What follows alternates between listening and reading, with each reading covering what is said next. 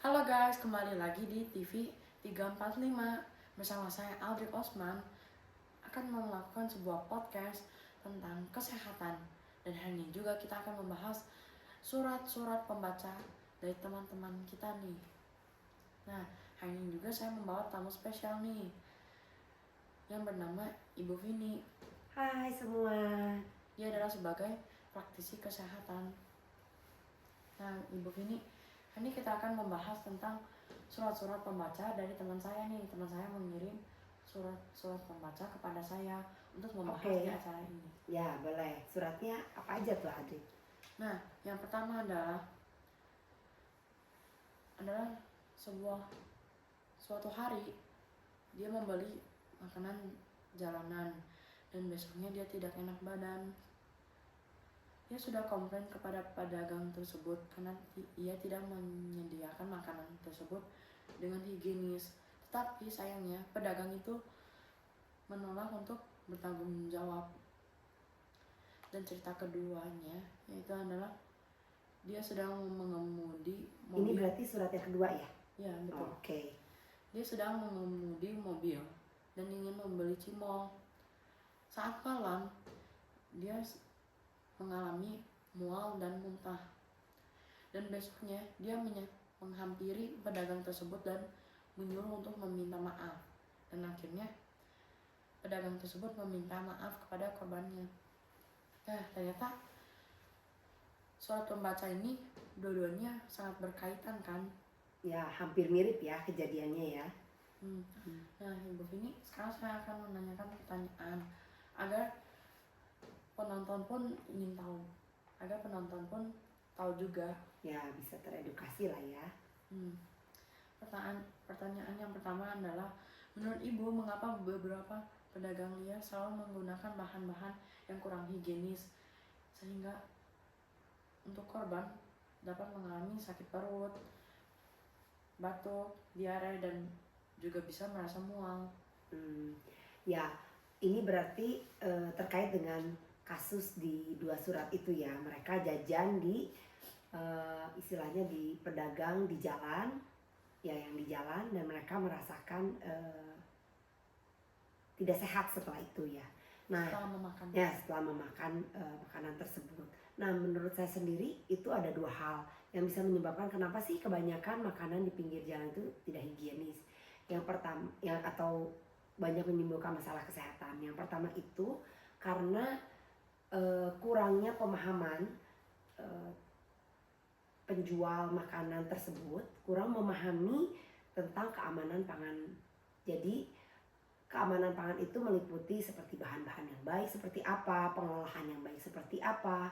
Nah, jadi mereka kurang pengetahuan akan itu sehingga makanan yang mereka jual, yang mereka hasilkan itu kurang baik secara mutu. Lagian itu juga kan dijualnya kan di pinggir jalan yang mungkin banyak asap kendaraan bermotor, banyak juga debu-debu. Jadi kalaupun dia buat itu secara higienis, kalaupun ya dengan adanya asap kendaraan bermotor, kendaraan lalu lalang itu akan menjadi tidak higienis juga. Tetap ada aja gitu. Ya, bakterinya tetap ada dan tetap jadi tidak higienis makanan tersebut. Nah, yang kedua itu dikarenakan juga kurangnya modal. Kebanyakan para pedagang di pinggir jalan itu kan tidak memiliki modal yang cukup banyak. Buat kebutuhan pokok pun kurang ya guys. Ya, apalagi dia untuk jualan dia pasti modalnya sangat minim.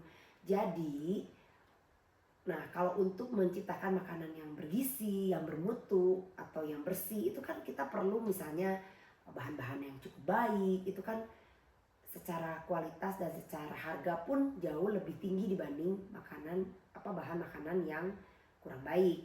Lalu juga seperti sarung tangan dalam pengolahan makanan itu kan sebetulnya diperlukan ya. Dalam mengolah makanan tuh sebaiknya penjual itu memakai sarung tangan agar lebih higienis, atau juga dengan barang-barang dan alat-alat makannya pun jauh lebih higienis. Nah itu yang kurang, karena mereka kurang modal, mereka tidak menyediakan hal itu. Karena buat mereka menyediakan hal itu berarti menambah modal mereka, menambah kos, menambah biaya modal untuk makanan tersebut, sehingga untung mereka akan berkurang.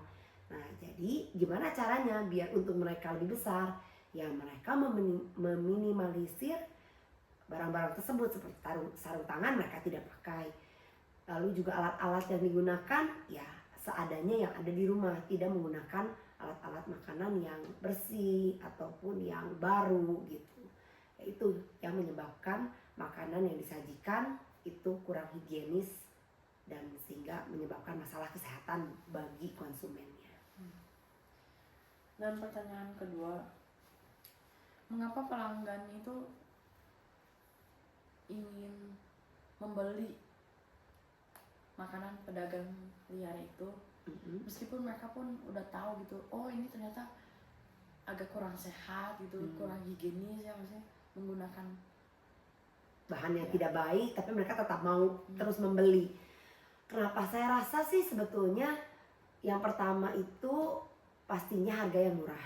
Rata-rata makanan di jalan itu kan harganya murah-murah dan mudah dijangkau, bisa dibeli oleh hampir seluruh lapisan masyarakat. Ya, ibaratnya pedagang, sesama pedagang pun bisa saling beli, pengamen di jalan pun bisa saling beli gitu, bisa membelinya gitu karena harga yang cenderung murah. Otomatis itu menjadi daya tarik tersendiri. Dan yang kedua tentu saja dirasa. Nah, biasanya karena mereka kurang memperhatikan mutu atau gizi dari makanan tersebut, penjualnya itu biasa menambahkan rasa seperti kayak garam, penggunaan garam, gula atau micin yang berlebihan gitu pada makanan tersebut. Biar apa? Biar enak, biar laku. Nah, mereka kan tidak memperhatikan faktor kesehatan ya. Jadi ya otomatis rasanya tuh kuat dan bikin orang ketagihan untuk terus membeli. Beda kan kadang kayak sekarang nih. Kan sekarang banyak sekali orang yang menyeru-nyerukan healthy life gitu ya, healthy food gitu. Nah, itu kan makanan-makanan yang apa? Yang tanpa gula atau tanpa garam atau dengan sedikit garam saja tanpa MSG gitu. Nah, itu kan rasanya kan kalau kita boleh jujur itu rasanya kurang enak kan ya Adrik ya.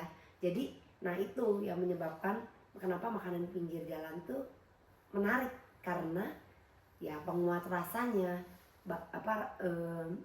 bumbu-bumbu yang dipakai itu sangat banyak dan cenderung berlebihan sehingga menciptakan rasa adiktif, rasa kecanduan, ketagihan buat yang memakannya gitu. Jadi meskipun tahu itu tidak sehat ya mereka terus membelinya dan harganya pun murah gitu. Dan pertanyaan terakhir nih Bu, nah, semua juga pasti mau tahu kan gimana sih solusinya untuk mengurangi korban kena racun, keracunan seperti sakit, tadi ya. Sakit itu ya. Ya seperti dua teman kita tadi gitu ya. Caranya sih sebetulnya menurut saya ada dua. Yang pertama itu dari pedagangnya itu sendiri ya. Mereka harus memiliki kesadaran, mereka harus mengerti apa yang disebut 5 kunci keamanan pangan. Apa aja 5 kunci keamanan pangan itu? Yang pertama itu wajib menjaga kebersihan. Menjaga kebersihan itu dari pengolahan makanan. Dari mulai mereka mengolah makanan sampai mereka memproses, sampai makanan itu dikonsumsi sampai ke konsumen dan dikonsumsi oleh mereka, itu harus dijaga kebersihannya. Nah, yang kedua itu mereka dari awal mengolah makanan harus memisahkan antara bahan makanan yang matang dengan bahan makanan yang mentah. Nah, yang ketiga, setiap bahan makanan yang mereka ada itu yang mereka punya itu harus dimasak dengan sempurna. Artinya harus matang sempurna. Jangan sampai misalnya seperti terutama untuk daging ya. Daging ada yang kurang matang lah atau kurang matang gitu ya. Itu kan masih ada bakterinya atau apa gitu. Nah, itu yang menyebabkan makanan tersebut kalau matang sempurna itu akan jauh lebih aman buat dikonsumsi.